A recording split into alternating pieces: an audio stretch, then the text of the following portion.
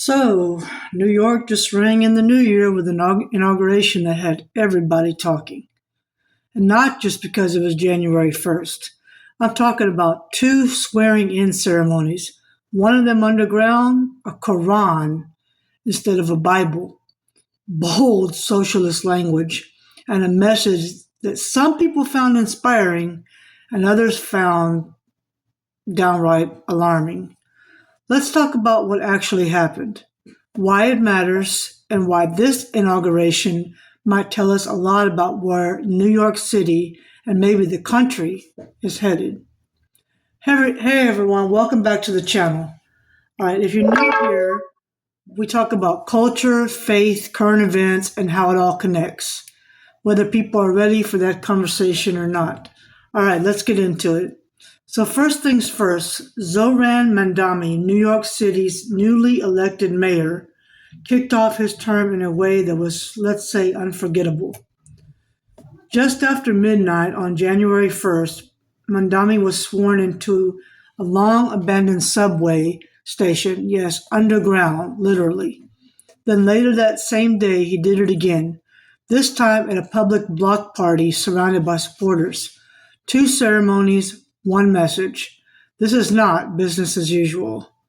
Right away, symbolism was front and center. Instead of using a Bible, Mamdani took his oath on a Quran, which is his personal religious text. For some people, that was a meaningful expression of a religious freedom. For others, it felt like a sharp break from long-standing American political tradition. Either way, the tone was set. Then came the speech, and this is where things really heated up. Mamdani openly embraced the label Democratic Socialist. No hedging, no soft language, no trying to make it sound more comfortable. He said, we will govern without shame, and we will make no apology for what we believe.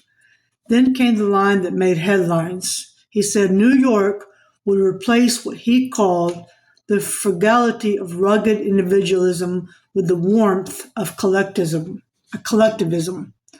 Now, depending on who you are, that line either sounded compassionate or terrifying. For supporters, it signaled community, shared responsibility, and care for the vulnerable. For critics, it sounded like a direct rejection of individual freedom, one of the core values America has historically been built on. So what exactly did he promise to do? Mamdani talked about creating mental health response teams that would handle certain 911 calls instead of the police, a move many people see as connected to the broader defund the police movement. He also promised property tax reform and tougher action against what he called crooked landlords. Supporters heard solutions. Critics heard ideology without details. And that's really the tension here. Bold vision versus practical execution. There was a lot of symbolism packed into this day. Instead of quoting the United States Constitution, Mamdani referenced Nelson Mandela. One of his oaths was administered by Bernie Sanders, reinforcing his ideological alignment. And yes, some critics couldn't help but point out the irony of starting a mayoral term underground, using it as a metaphor for where they believe these policies could lead the city. Whether you think that's dramatic or prophetic probably depends on your worldview. Here's the bigger picture. And here's why this matters.